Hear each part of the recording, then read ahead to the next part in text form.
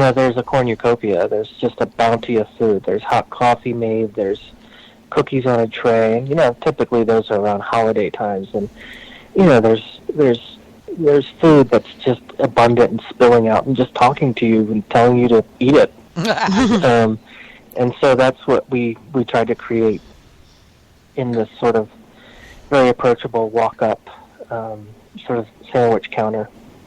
Everything is extremely fast. All of our, paninis are pre-assembled fresh that morning, and we toast them to order. So, nice. You get your lunch in 90 seconds. We have fresh-made salads and homemade soups and great coffee and wonderful cookies. You can't get junk food that fast. That's great.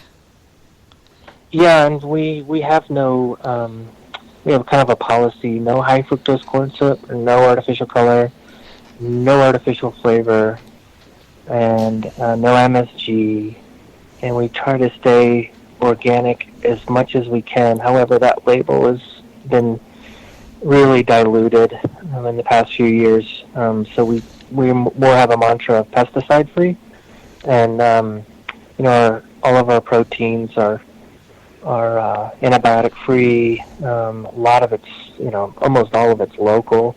We really kind of gear our menu to, work with as much local product as we can, because that's what the bee does. Mm-hmm. It gathers all it needs from its surroundings, and you treat your customers with respect. You know your role. You serve a purpose in your community, in your colony, and so we kind of have this sort of silly little philosophy, but it really does work.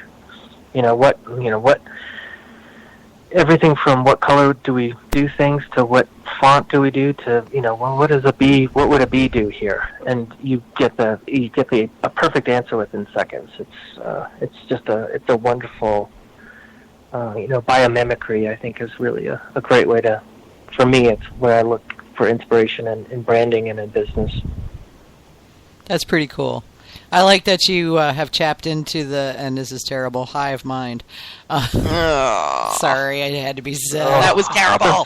That was awful, wasn't it? Oh, just wait till we get on Mead. I know, right? Yeah, it's going to get really out of control then, yeah. So what's the... now you've been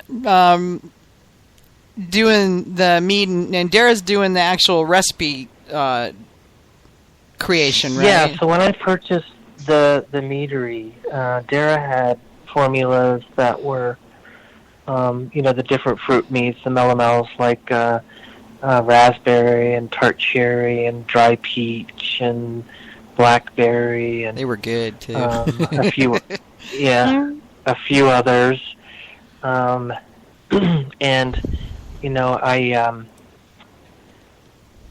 I when I purchased the company, I got all of that with it.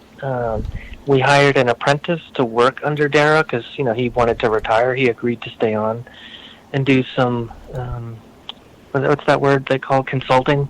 But the apprentice we hired decided that he would rather just homebrew and didn't really want a job.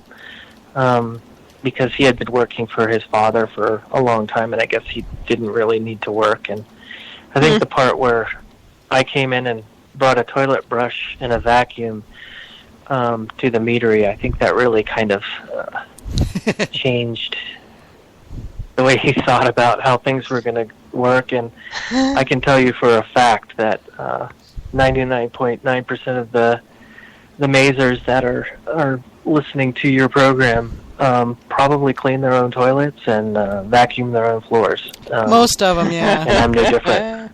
Yeah, I'm no different. So my official title is Chief Cook and Bottle Washer. So Dara was excited about us opening this tap room, and so he decided to take over, to retake over the daily mead making operation. And you can see the fire is back in him. He wanted to retire because it was a hobby for him that had run its course. And I just think, when you go through all of that hard work and then you give it to wholesalers going to get you down on price and have all these demands and, and wait 6 months for the money and, and give you all of their opinions and comments about how you should be running your business. And all you really wanted to do is just make mead. Yeah. Right. And the beauty about a tap room is, you can bypass, I think 90% of your hard work and expense goes into bottling and driving around and promotion and marketing, and then you got to give up 50 to 60% of your price. Yeah. And these guys are just marking it up and not doing anything. Yeah. And the tap room allows you to well, let's not bottle, let's not label, let's not cork, let's not do all this stuff. Let's just pump it right into this keg and put it on tap. And we have no middlemen, and it goes right into the glass.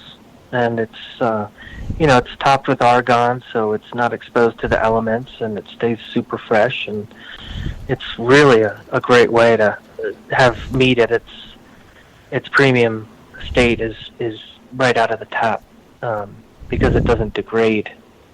As once you open that bottle of wine, it just does nothing but go south. Yeah.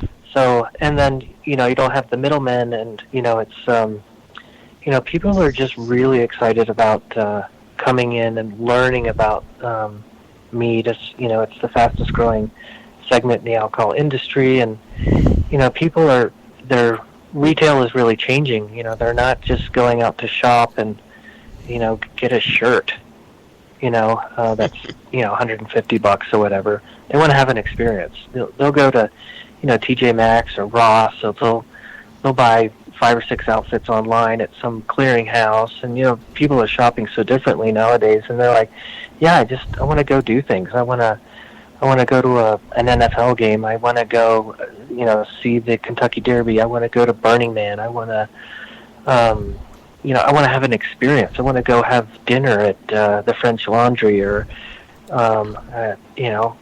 they want to experience something, and so they're giving up a lot of this, these traditional purchases that people have made in the past, and said, I don't need that stuff in my life.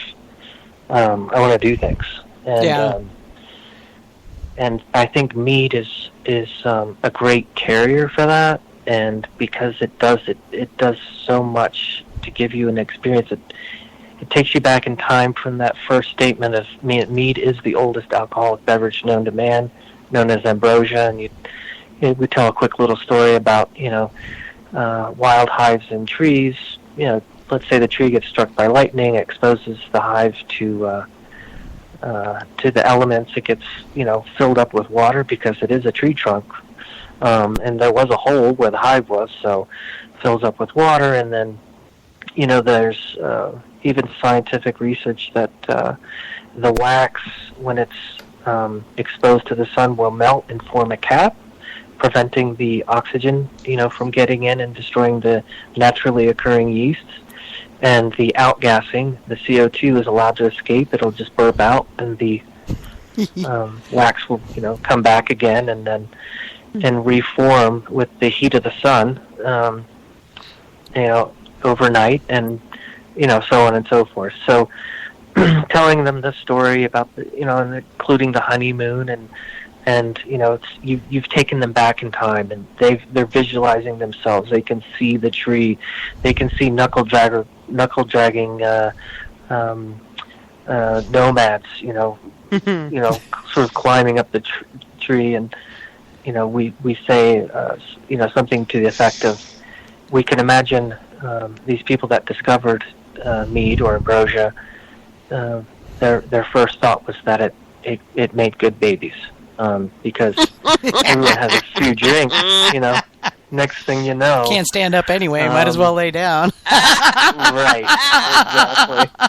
Appropriate discussion for Valentine's Day. Yeah, it is an explicit show, just reminding everybody. Nice segue. Yeah. And then we take it even further, and we tell them about the style of mead we make and what it's good with, and there can be a lot of barriers to break down in that learning phase, because people immediately see a wine bottle and they think mead is wine, but we tell them this is not wine. This is mead. Yeah. And it's its not own beer. thing. It's mead. And so, but they're very excited to have learned something, to experience something they've never experienced, and something they can share. We found that to be one of the biggest responses. Is I want to share this experience that I had here with my friends. So I'm inviting them in. I'm ordering cases of it. We're shipping it. We're coming to dinner tonight down in the Taproom. We're gonna have a mead blowout. This is gonna be awesome. And that sounds like fun. So, can I come? Yes, you can.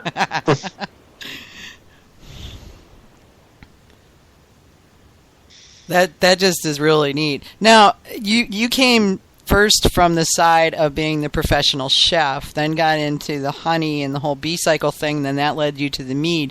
So how, and I know you have the bistro, you have the tap room, and then you also have food in the tap room, plus there's the products in the store. So how much pairing are you doing? Are you doing a lot of the, like food and mead pairing at all? Not directly, but indirectly. Our entire Gastropub menu at the Root Cellar, which is located underneath the Hive Market, much like a speakeasy. Cool. So it's a little bit hidden. Kind of got to know somebody. We have a few restrictions. You've got to be at least 12 years old and up, because sometimes it gets a little adult. It's a bar, so we didn't want to just cut it off at 21. We wanted to open it up and, have younger folks with responsible parents be able to experience this, and, also didn't want to have, 6-year-old Tommy and Sally running around throwing spoons at the whatever, and, how kids can be. And a place that grown-ups could have some grown-up time. Nice. And yeah, so we've gotten mostly positive and some pretty negative feedback from it, but that's okay. The negative feedback is very quickly and handily dealt with by the loyal and faithful patrons, quickly to squash any issues. And most of the squashing comes from, the mothers especially, that are like, I need a place like this where I can go and I'm not exposed to your kids, because for whatever reason, they would like some adult time. Yeah. And there's nothing wrong with that. There's plenty of places you can go with small children, and that's great. My daughter and her husband went out for a lovely dinner with their baby the other night, and they had a great time. But they don't. I'm sorry, where I come from, they don't belong in bars. Yeah. Yeah, and it's been really fun just to read, some of these blogs and responses. And if you ever Google like restaurant brat ban, a ban on what they call it. It's called a brat ban. It's not a very nice term, but no, it's not. But it's true. You have really sort of. See, that's the problem. If all children were well behaved, you wouldn't need a brat ban. But no matter how good a parent you are, sometimes your kids just go psycho, and that's the way it is. Yeah. Yeah, and I totally understand wanting to have places where you don't have to deal with that. Yeah. Yeah, and it's one big room. It seats 83 people. It's not like we have an area that you could go to have with kids, and it's downstairs. It's dimly lit. There's a staircase, and there's a few pieces of artwork that we put up to reinforce this that are adult in nature but classic. Yeah. So yeah. Cool. Yeah. Let your imagination go wild on that one. But I get to. Yeah, I'll report in because I get to see it. Yeah. I'll be going there this summer. So. Should we tell them our grand and glorious secret, Greg? Yes, we should. Well, I if you don't mind, I just wanted to share sort of how we came across an idea to have Got Mead yes, please. come to Santa Fe, and why while Got Mead was here that we might